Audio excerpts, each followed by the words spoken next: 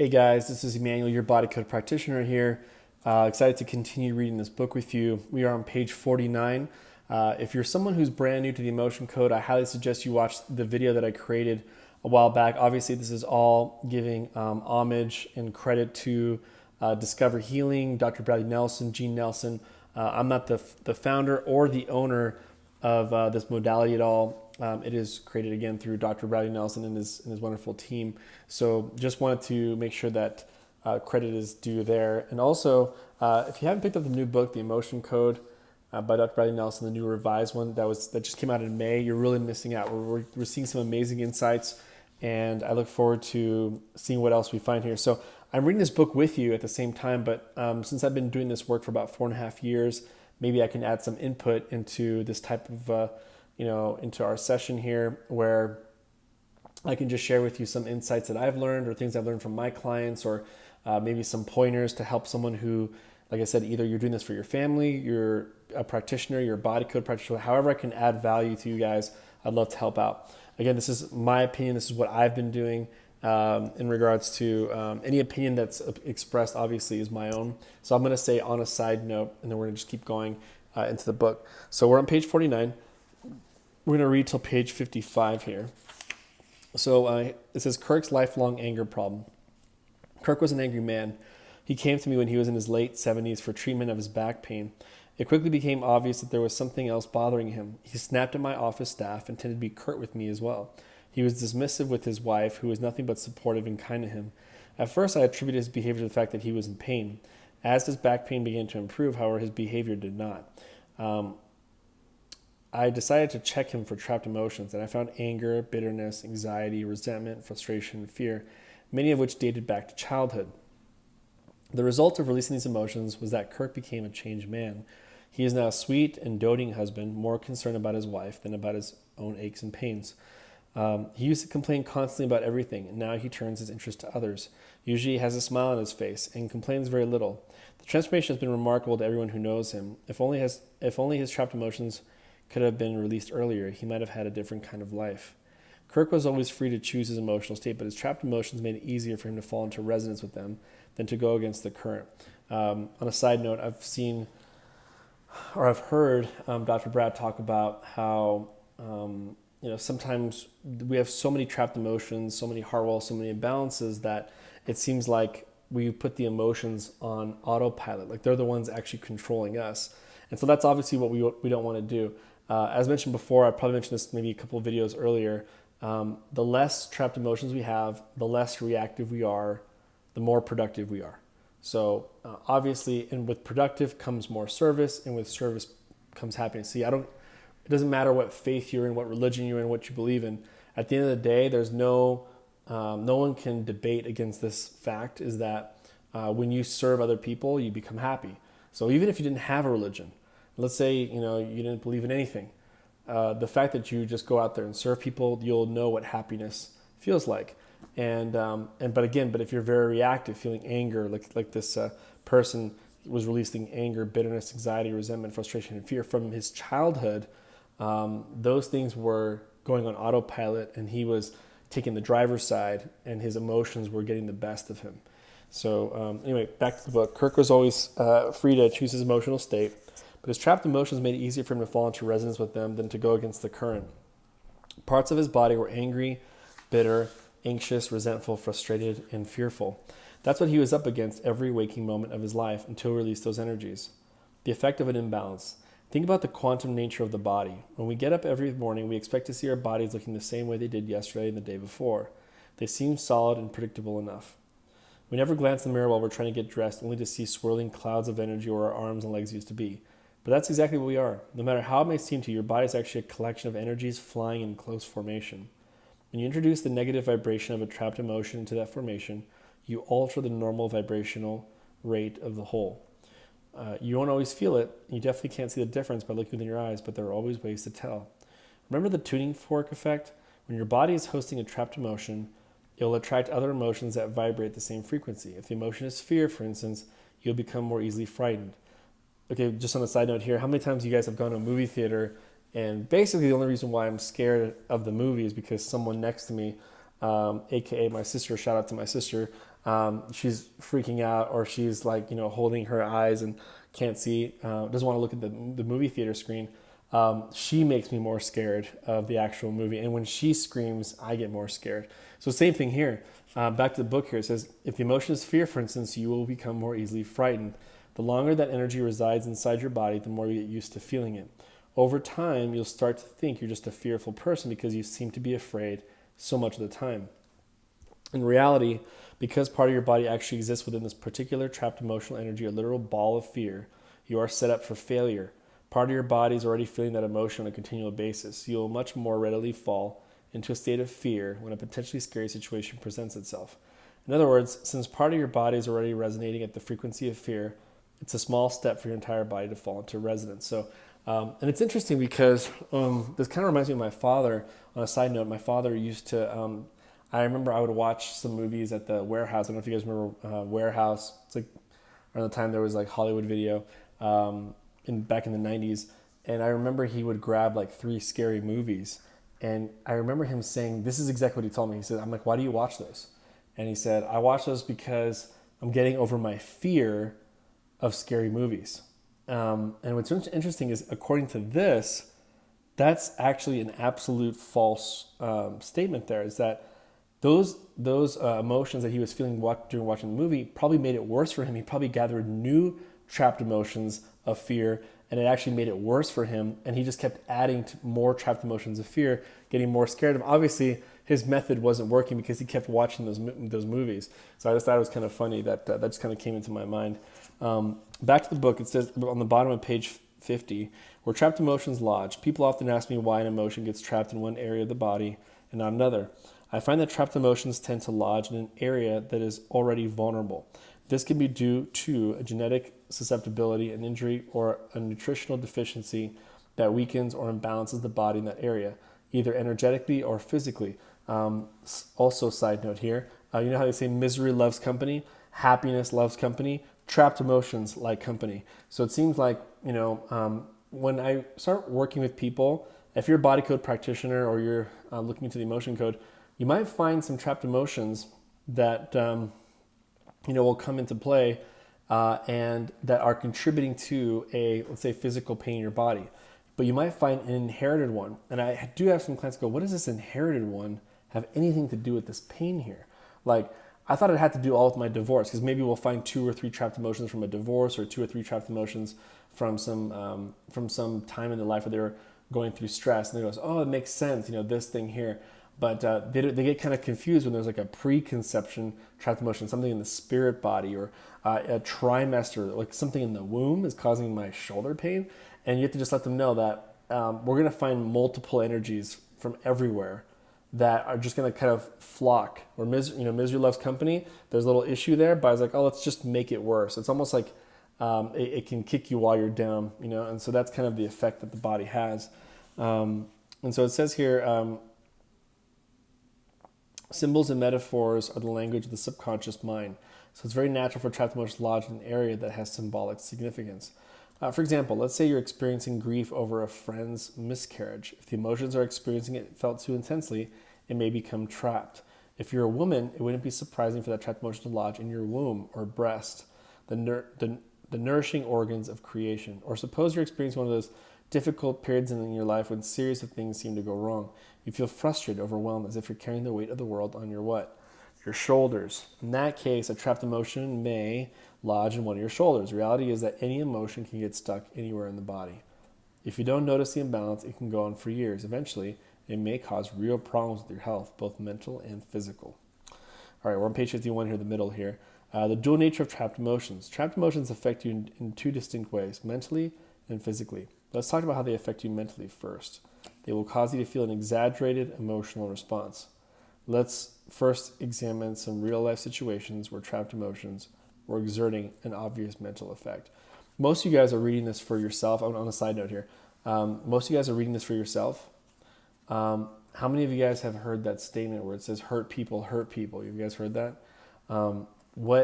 Hopefully what this book invokes in you is just having more compassion of what it really means that hurt people hurt people. hurt people is such a general thing. Uh, you know, I think the first level of lack of compassion is looking at someone and saying, you've got issues. I think the lower level of that would be, maybe you're having a bad day. Maybe it's a little bit more compassionate. And the third one would be like, you have trapped emotions in a heart wall. And so that it makes a lot more sense that like when I read this book, like I've become way more compassionate with people just in general.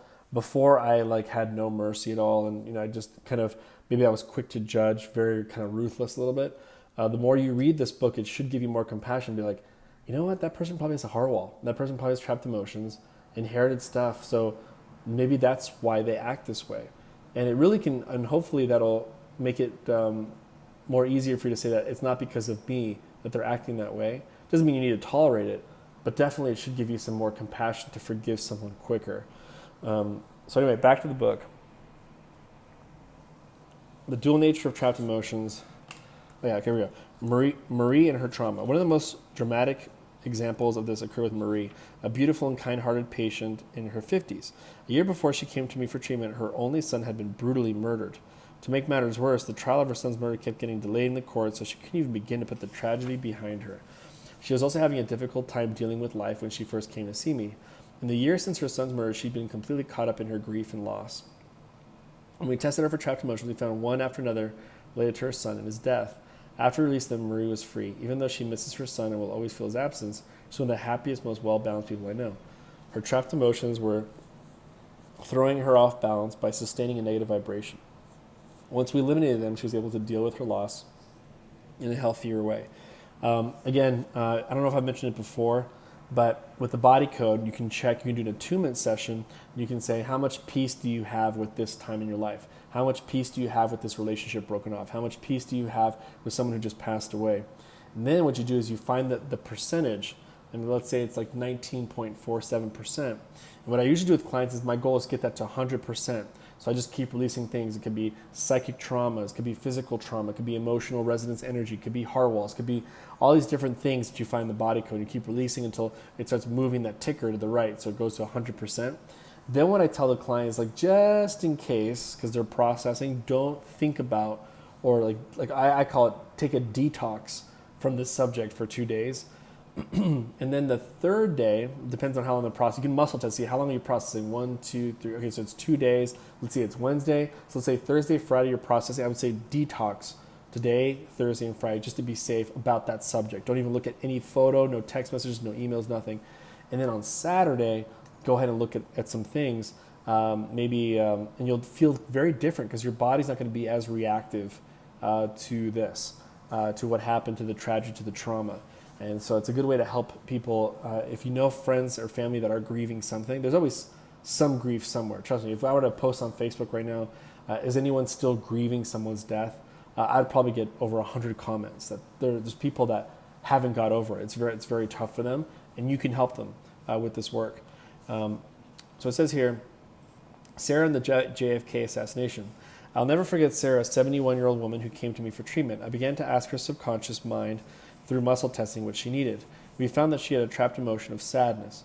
While your subconscious mind may not remember things very well, your subconscious mind remembers everything that's ever happened to you. Of course, it also knows each trapped emotion in detail. It knows when the trapped emotion occurred, what the precise emotion was, who was involved, and more. As I questioned Sarah's subconscious mind about this trapped emotion, I tried to determine when it had occurred. It turned out that the emotion of sadness had become trapped in Sarah's body in 1963. On a hunch, I asked, is this sadness about the assassination of John F. Kennedy? By the way, he writes here on a side note, on a hunch, Dr. Brad's probably worked on himself in regards to being more psychic or having a stronger intuition. If you are a practitioner, if you do get this kind of flash of inspiration, or you might receive an image. In my case, I sometimes see images in front of me of like a slide that I'm supposed to go to even before I start. It'll just go like bink, and just like this quick, almost like a fast photo in my eye. You want to follow that. Obviously, he did. If you notice here, it says that he had a hunch, and he just kind of like just jumped right into it. And he says, is this sadness about the assassination of John F. Kennedy? The answer her body gave through muscle testing was yes. The moment we arrived at this determination, she burst into tears. As her tears flowed, she said, oh yes, that affected me so deeply. And then when President Kennedy's son, Jr., died in that plane crash a few years ago, it brought it all back to me. I couldn't do anything but cry for days. If you're old enough to remember the day in November 1963 when JFK was killed, you'll recall how shocking and sad it was. On that day, Sarah's whole being was filled with sadness. The emotion was overwhelming. It was too intense to be processed by her physical body. As a result, it became trapped. We're on page 53 now. Trapped emotions generate. We're going to go to 54. Trapped emotions affect us emotionally. Trapped emotions generate a specific energetic vibration. They're also associated in our minds with specific kinds of events. In Sarah's case, the emotion of sadness, vibrating at its own particular frequency, was specifically connected within her subconscious mind to the sudden death of a Kennedy. When John Kennedy Jr. was tragically killed, her natural and appropriate sadness for that event was amplified by the trapped emotion of sadness already stuck in her. Her entire body fell into resonance with the emotion that was trapped. So instead of crying a little and moving on, Sarah cried for days because the pain of that day in November 1963 had come back to her in full force. In fact, the pain had never really left her at all. In a literal and fascinating way, part of her body had never stopped feeling that deep sadness. This is a perfect example of how a trapped emotion can persist for many years, cause you to experience similar emotions in an exaggerated way. Most of the time, however, we don't recognize the connection that current experiences have with old traumas. But if you ever find yourself emotionally overreacting to any situation, you can assume that one or more trapped emotions were at fault. When trapped emotions are never released, you may feel that pain and heightened response for the rest of your life. It's so unnecessary because your trapped emotions can be easily gotten rid of. Before I released Sarah's sadness, I decided to ask where this emotion had been residing in her body for almost 4 decades. What tissues in her body had been immersed in the sphere of this deep sadness all these years? What was the effect upon these tissues? The subconscious mind knows these answers full well, and finding them out is as easy as asking. The answer shocked both me and Sarah. Muscle testing showed the trapped emotion of sadness was lodged on the left side of her chest. Sarah and I stared at each other for a moment in wonder. She is a survivor of breast cancer. 4 years before, her left breast had been removed in a mastectomy. The trapped emotional energy had become lodged in her left breast, where it remained.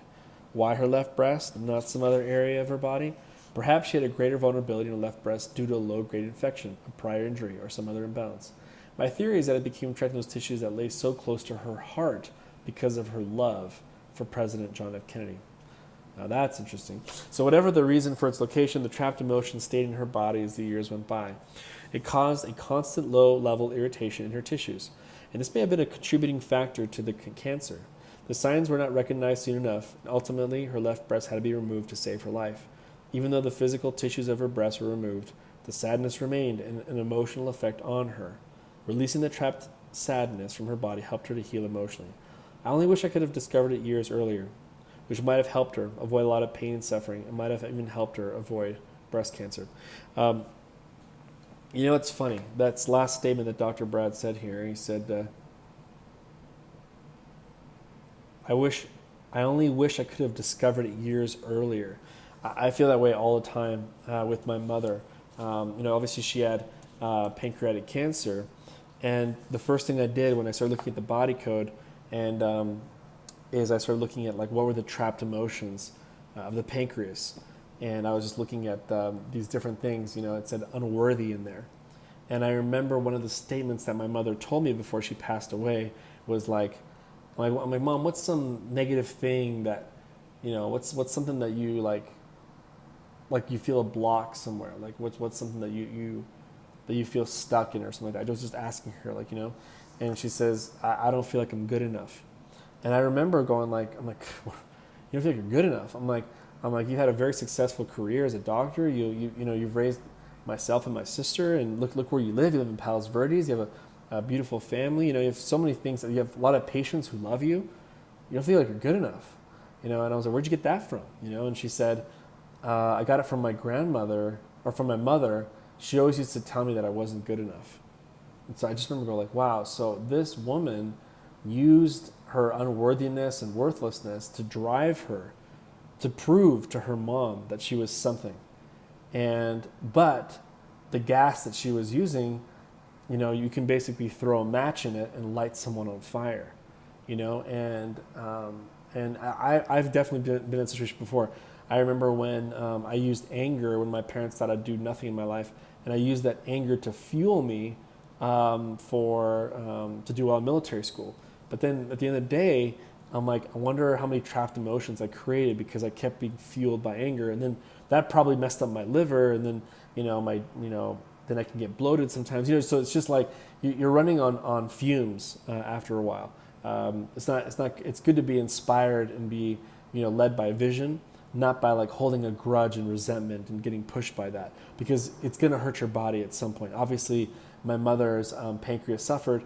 They always say that when someone who holds grudges, they tend to not go to the bathroom. Sometimes they have constipation issues. I would say maybe half of my aunts who live in Peru have constipation issues, not only because they eat bad food, but they have this saying in Spanish where it says, puedo perdonar, pero no puedo olvidar, which basically means, I'll forgive them, but I'll never forget. And technically, that means they won't forgive them in some ways. It's not just, I know that the saying, well, of course, man, you can't forget it, because you don't want to get hurt again.